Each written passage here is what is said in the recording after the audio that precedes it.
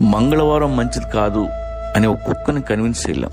శ్రావణ శుక్రవారం రోజు స్నానం చేస్తే స్వర్గానికి వెళ్తావు అని ఒక కోతికి నచ్చ చెప్పలేం. ప్రపంచంలో ఏ జంతువు ఫిక్షనల్ స్టోరీస్ నమ్మవు, నిజాన్ని నమ్ముతాయి.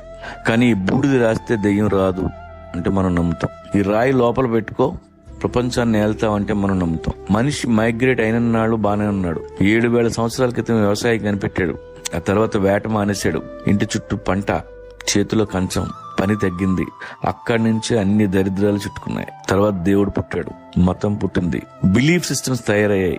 వాటి మధ్య పెరిగాం. క్వశ్చన్ చేసే ధైర్యం లేదు. నలుగురితో నారాయణ, గుంపుతో గోవింద. ఇప్పటికీ మైగ్రేషన్ లో ఉన్న అన్ని జంతువులు నిజంలో బతుకుతాయి.